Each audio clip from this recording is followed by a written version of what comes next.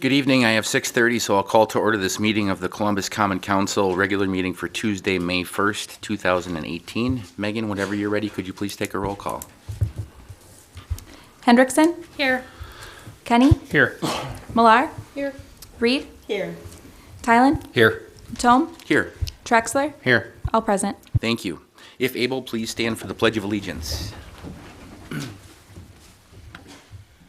I pledge allegiance to the flag of the United States of America and to the republic for which it stands, one nation, under God, indivisible, with liberty and justice for all.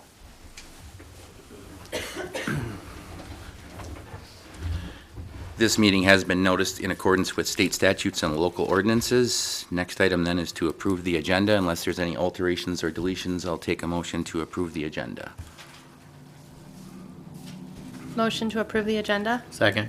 Motion and a second to approve the agenda as presented. Any questions on the motion? Seeing none, all those in favor, please say aye. Aye. Any opposed? Agenda is approved. Number 5 is correspondence and communications. We have 2 items on the agenda tonight. The first one is a proclamation honoring Police Chief Dan Meister on his years of service to Columbus. We have that proclamation in the packet. If no one's opposed, I'll recite that proclamation now. Thank you.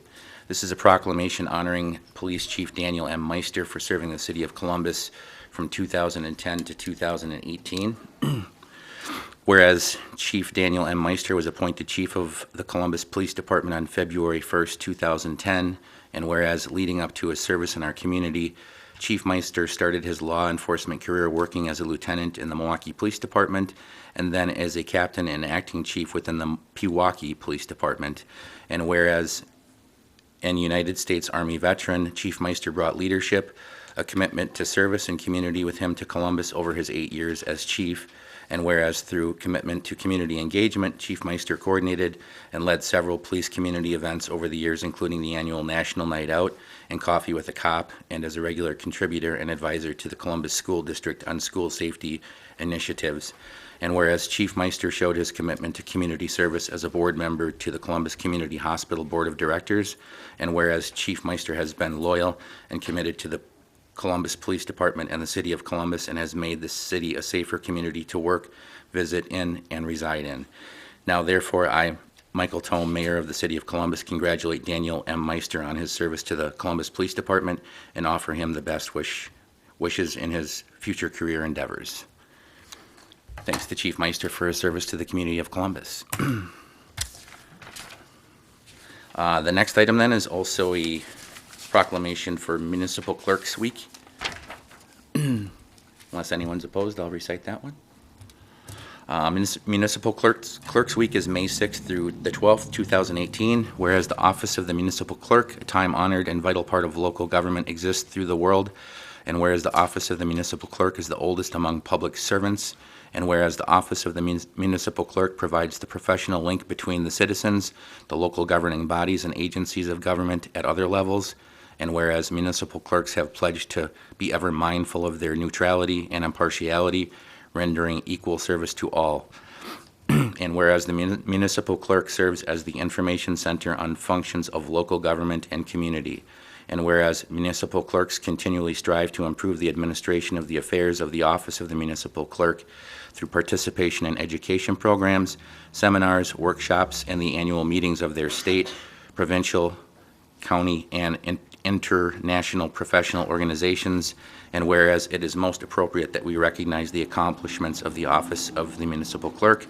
Now, therefore, I, Michael Tome, Mayor of the City of Columbus, do hereby proclaim the week of May 6th through May 12th, 2018 as Municipal Clerks Week, and further extend appreciation to our City Clerk, Megan Moen, and Deputy Clerk Pat Gable, to all municipal clerks for the vital services they perform and their exemplary dedication to the communities they represent.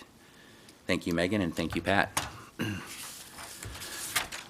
Then after that, we have one citizen signed up this evening, and that is Sheila Worthen from 146 East Mill Street. Sheila? Please come up and speak into the microphone. There's a little talk button on that there. It's already on for you. Okay. I'm addressing pedestrian safety in Columbus. A lot of you have probably seen me walk around town, and I live close to the downtown. the new stoplights and the new lights in town, the crosswalks are placed back far enough from the corner that people are pulling up. People are pulling up and turning right on red and turning right on green as well. And if you're in that intersection, I have gotten hit almost 5 times since the new stoplights are there. I press the buttons and walk when I'm supposed to go, but still people don't pay attention. And I've been thinking about it, and rather than just complain about it to the council, I've come up with 2 solutions, possibly. One would be, and I don't know if you can do this or not, but to hang on the stoplights right up across the intersection, watch for pedestrians. The other thing would possibly be but at the school crossings, you have the things set right in the 4 corners. Maybe you need to get some of those and sit them right in the middle of the 4 corners downtown. Now, let's see, today is Tuesday.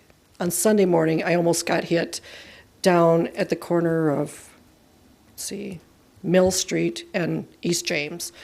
And that was because somebody came flying down Highway 16. We looked both ways, it was good to go, but as soon as we got out in the middle of the intersection, this truck came flying over and we had to back out of the intersection again.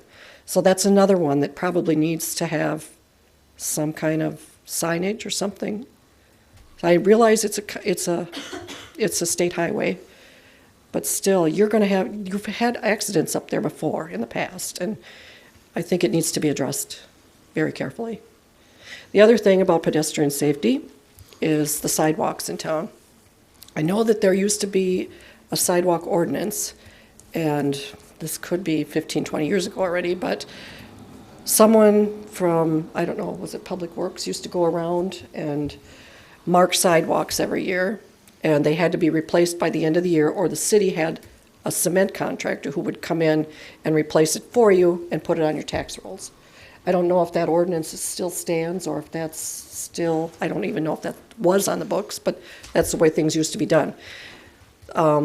This winter especially, I hate to single anybody out, but right on Park Avenue in front of a restaurant there, the sidewalks have 6-inch gaps in them, and it's very dangerous walking there. And you've got kids walking to school there.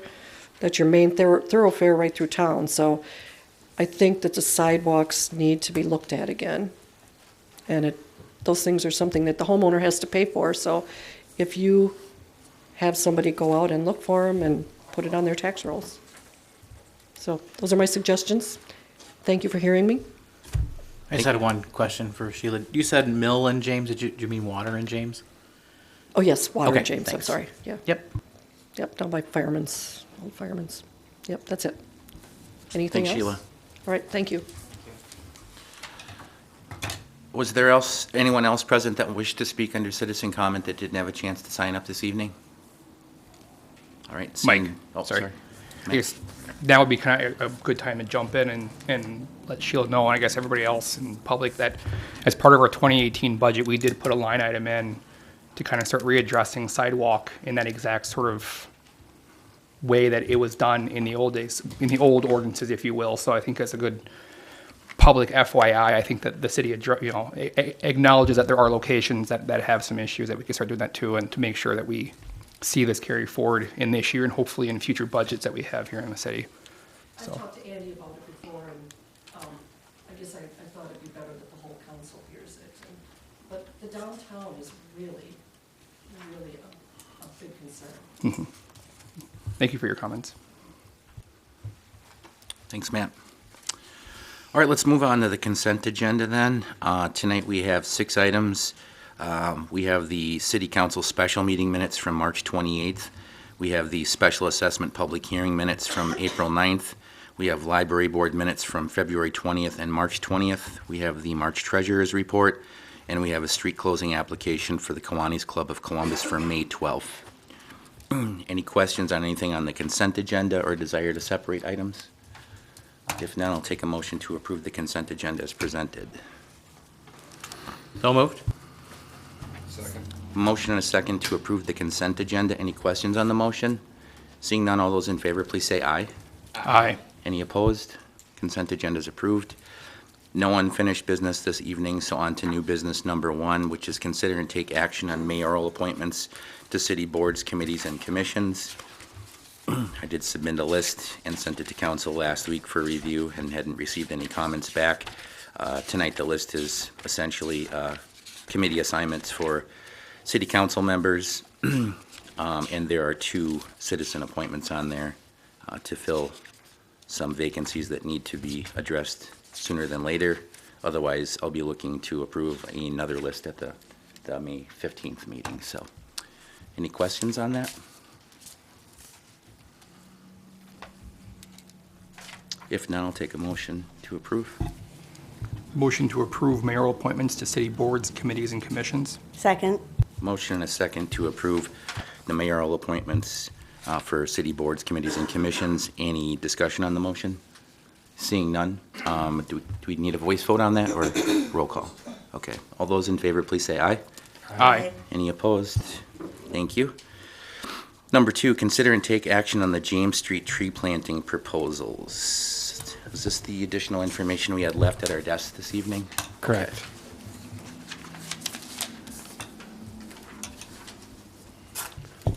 Patrick? I know Davis brought this forward to me. I know in light of the committee of the whole comments of the bidders and the proposals that include the size of the trees proposed for planting and then concerns about going local versus not. There's some additional information. The McKay came back and said they could now offer the size of tree that we were looking for, but I don't know in terms of the process at this point if that's proper to consider, but we thought at least it was important for the council to be aware that of what had happened since the last meeting of the committee of the whole. They did come back. The proposal is higher than the Agman. And if you have any specific questions, Davis is here to take those. Looked like the original bid was $20,778, and the new bid then is $26,348, if that's correct. Hi, Davis. Their new bid is $26,348.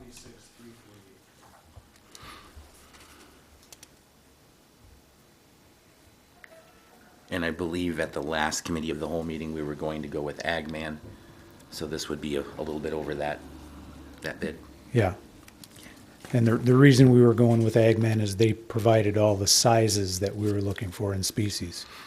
And at the time, McKay could not provide all the full sizes.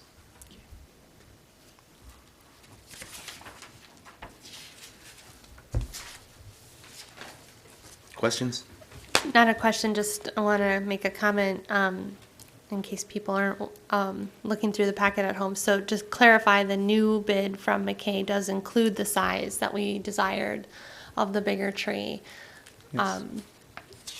So, and that's essentially the change and the reason for the change in price, I assume? Correct. Okay. I just had a question, Davis. Does it include all the trees that we wanted? Because I remember McKay couldn't give us the trees that we It wanted. includes They said all the this- trees we were looking for and all the sizes we were looking for.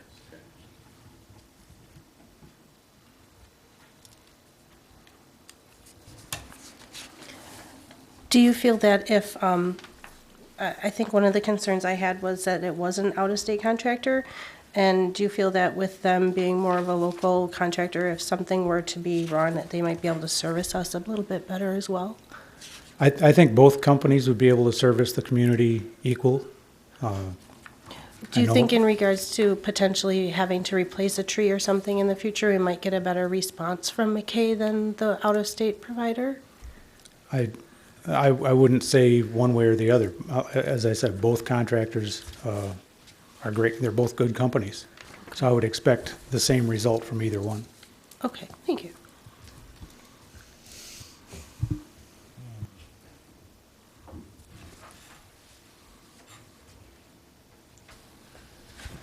Go I ahead. guess I'll comment. I think the concern at the last, the committee of the whole meeting regarding the bid, and my reason for pushing for Agman was primarily the size. I think there was a lot of consensus that we wanted to stay local. I appreciate the inclusion of this very nice email from McKay in the packet. I think it is important to recognize that we have partnered with McKay in the past. They are essentially part of our community, even though they aren't centered here in Columbus. And I would be supportive of going with this slightly higher bid to continue with McKay now that we know they can get us the product that we wanted at the size that we wanted.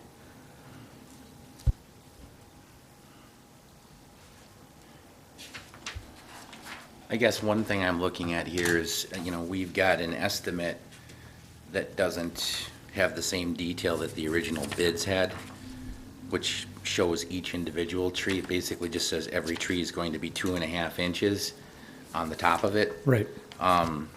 Where every other proposal we looked at had each tree listed out, because there were some that were 2 1/4, there were some that were 3 inch. Most of them were 2.5. I don't know if that really matters. I guess I just wanted to point that out, is that, all 2.5 inch caliper trees. The red bud clump on the bottom is not going to be a 2.5 inch tree, but that's No, included. and that, it wasn't expected to. It was supposed to be 7 gallon, and that's what they're providing. Yeah. Matt, did you have a comment or a question? Yeah, no, I just wanted to basically echo what Regan was saying. She took the words right out of my mouth, and I do agree that with you, Michael, but looking at the side-by-side comparison of what was provided versus what we have here, I think this kind of locks them in, that it's all going to be 2.5 inch, minus obviously the red bud clump. So I think it's basically just an updated, and rather than going through and hitting every single one of them, they just put a blurb right at the top to make sure they hit what our request was. So I would concur with Regan, and I'd be more apt to go with McKay, since we have a very long history with them within the community, and they have more of a very local roots within our community, I guess, pun intended. Any other questions? There are no questions. I'll entertain any motions from the council then. Trina, did you have a question? Oh, no, make a motion. Okay. I move to accept the bid from McKay for the James Street tree replanting. A second. Motion is second to approve the updated proposal from McKay for the James Street tree planting for $26,348. Any questions on the motion? All right, seeing none, let's take a roll call on that, please. Kenny? Aye. Reed? Aye. Tylen? Aye. Trexler? Aye. Millar? Aye. Hendrickson? Aye. Motion passes. Thank you. Thank you. Thanks, Davis. All right, on to number 3 then. Consider and take action on Department of Transportation State Municipal Agreement for Transportation Economic Assistant Grant for Hall Road, otherwise known as RT Grant. This came before Committee of the Whole at the last meeting for review. There didn't seem to be any questions at that time. Any questions tonight? Pretty straightforward. It's a state required agreement, I guess, to move forward through this project for the Hall Road extension. If there are no further questions, I'll entertain any motions from the council.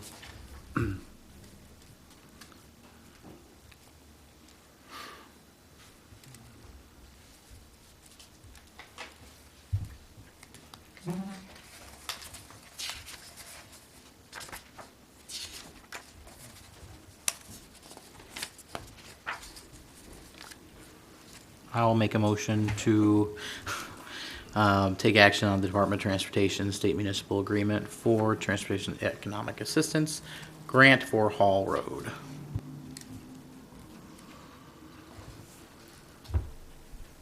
I'll second. Yeah. We have a second? All right, we have a motion and a second to approve the SMA for the T grant for Hall Road extension. Any questions on the motion? Matt? Request a roll, please. Okay. Yeah. All right, if there are no further questions, could you please take a roll call, Megan? Reed? Aye. Tylen? Aye. Trexler? Aye. Millar? Aye. Hendrickson? Aye. Kenny? Abstain. The motion passes. Thank you. Number 4, consider and take action on the proposed public participation plan for the city's comprehensive plan. That is in your packet.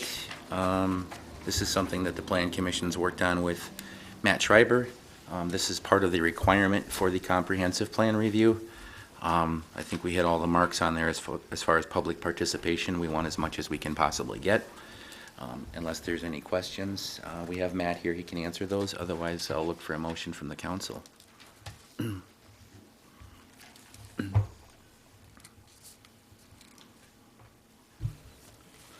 I'll make a motion to approve the proposed public participation plan for the city's comprehensive plan. Second. Motion and a second to approve the proposed public participation plan. It's a tongue twister for the city's comprehensive plan. Any discussion on the motion? All right. If none, all those in favor, please say aye. Aye. Any opposed? Motion passes. Thank you. Number 5 then. Consider and take action on the requested parking exemption at the Columbus Self-Storage. I believe that came forward to the last committee of the whole. Again, there's pavement there. There's just not parking, so the regular requirements under the code are waived. Didn't seem to be a problem out there in the past, and so we're looking for final approval on that tonight. Any questions? If none, I'll entertain a motion. Motion to approve the, where are we at here? The parking exemption for Columbus Self-Storage. Second. Motion and a second to approve the request for the parking exemption at Columbus Self-Storage. Any questions on the motion? If none, all those in favor, please say aye. Aye. Any opposed? Motion passes. Number 6, consider and take action on a conditional use permit for Timpty Incorporated. This went through the Plan Commission last night. Matt's here to answer any questions. The conditional use is needed to have the outside sales in that zoning area. It's going to be for grain-type trailers that'll be out front of Duffy. Their hours are going to be 8 to 5, Monday through Friday, and there is some office space that's being leased from Duffy. But from my understanding, the conditional use goes along with the lease. So even though we're granting that conditional use for this, if they go away, a future applicant would have to come in and reapply if they're going to do something else. So, Andy? I just want to confirm, to me, this, from what I understand, this is just like Countryside Ford has for their cars to be out in the parking lot, or like any of the car dealerships. Yeah, it's on. Correct. Any outdoor sales, storage for outdoor sales is a conditional use. Any other questions for Matt while he's up? Well, the next couple are mine, so I might as well stay here. All right. If there are no further questions, I'll entertain any motion from the council. Motion to grant the conditional use permit for Timpty Incorporated. I'll second. We have a motion and a second to grant the conditional use permit for Timpty Incorporated. Any discussion on the motion? Any questions? Seeing none, all those in favor, please say aye. Aye. Anyone opposed? Motion passes. Thank you. While Matt's still up there, we have the next item. Consider and take action on a certified survey map for Drexel Building Supply. This also went through the Plan Commission last evening, and there was a recommendation forward to the council for approval. And there was that one question, Matt, that was asked by Uriah about the Trans 233, or was that for the next item? No, that was for this item. Okay. And I did follow up with Jason, and that is something they'll need to receive is a sign off from WSDOT. Okay. But there's no reason why you guys could not approve it tonight, and they get their approval from WSDOT at a later date. Okay. The other thing I'll also add is that we're adding a note to one of the pages that there's no access off of Highway 16. That wasn't on the CSM, and we found that today, and or in the process of adding that. So when they come in with the final CSM, there will be that note added to the notes section on the CSM. So, and you will have to sign it, and Megan will have to sign it before they can take it to the county and have it officially recorded. So, Okay. but that's, other than that, it's as we discussed last night, so. Okay. Any more questions for Matt while he's up there? And one thing I guess I should note also is that when, creating this outlot for the pond doesn't mean the city's taking responsibility at this time. We'll take responsibility at a later date after we're comfortable with the elevations of the pond and everything's built the way we want it to be built before we will accept responsibility. Just so we're clear, they're just creating the lot. Drexel still owns both lots, so. Does that make sense to everybody? Yes. All right. I'll entertain any motions from the council then.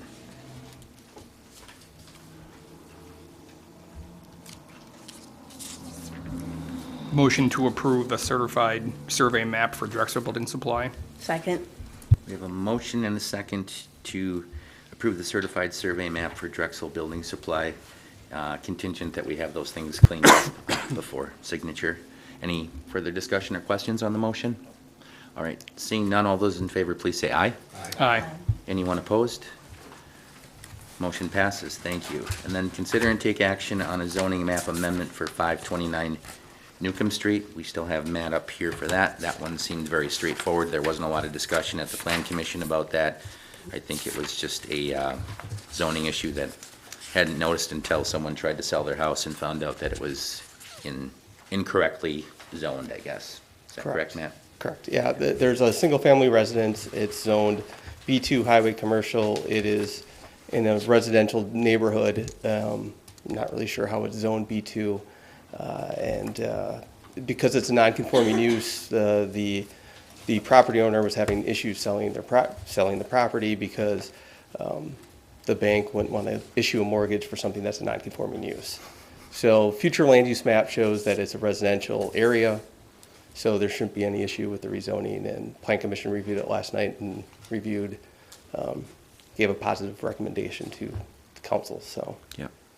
Matt, did you have a question? Yeah, and I think just to reaffirm what we talked about last night, in the plan was, I think there was a couple other locations in town that this also came up where it was incorrect zoning. Correct. This will be coming back to the council at a certain point because there's a few other properties that it We'll clean opened up. my eyes to and Yeah. realize that there's potential other issues out there that are like this, so.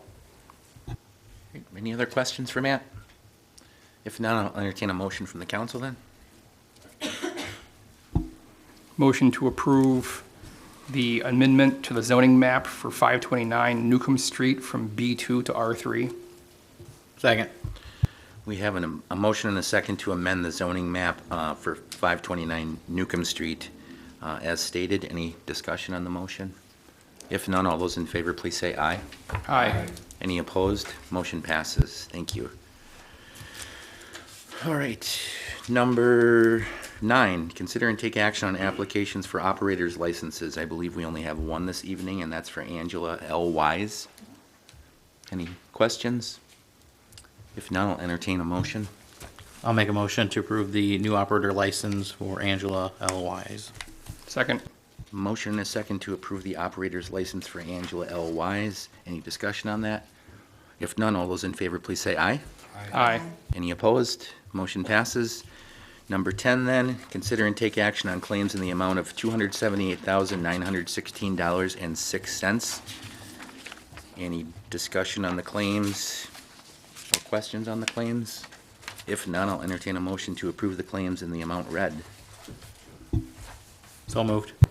Second. Motion and a second to approve the city claims in the amount of $278,916.06. Any further discussion? If none, please take a roll call. Tylen? Aye. Traxler? Aye. Millar? Aye. Hendrickson? Aye. Kenny? Aye. Reed? The motion passes. Thank you. Report of city officers. I only had a couple of quick things, if you don't mind, Patrick. First, if you haven't heard, the Columbus Public Library has been awarded a grant totaling $48,000 from the Institute for Museum and Library Services, otherwise known as the IMLS. Out of 117 complete and eligible applications requesting funding, Columbus was one of only 26 projects to receive funding for this project. A portion of this grant, combined with city funding, is a significant first step forward for a future planning process for the city of Columbus that has been discussed for several years among the city council. I just wanted to thank Library Director Cindy Fessmeyer, library board members and staff who have contributed to obtaining this grant for Columbus. I think this is a tremendous opportunity for the library and the community, so stay tuned for more on this. And also, citizen appointments to boards, committees, and commissions.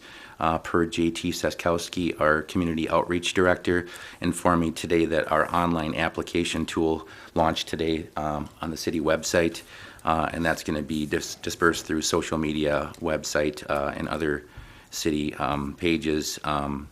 So I hope to see some people utilizing that new resource for the city.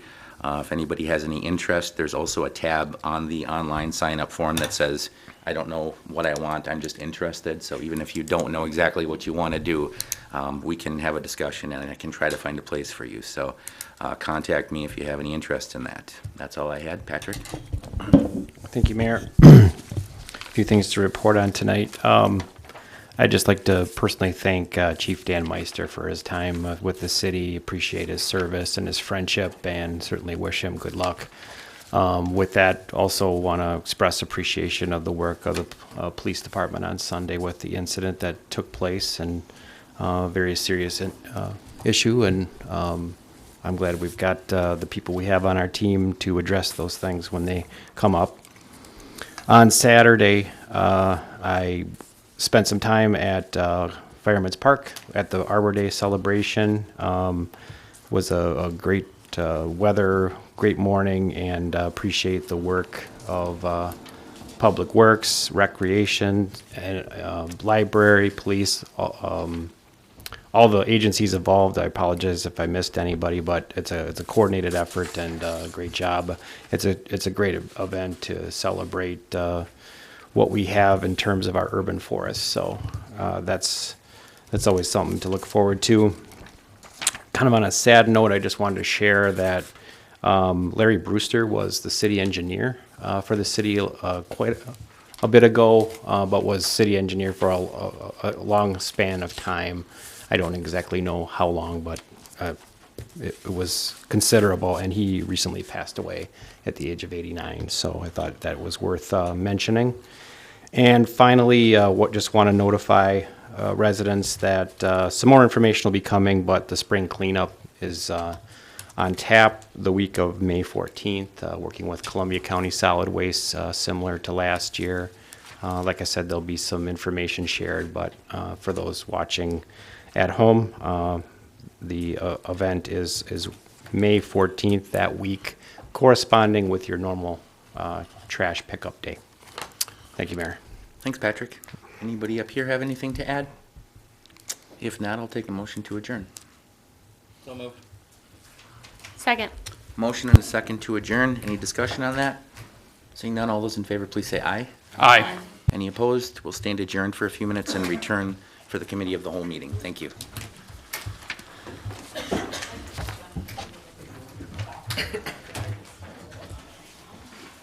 I had a question for you. Did I get amended? Did you print that off? Patrick.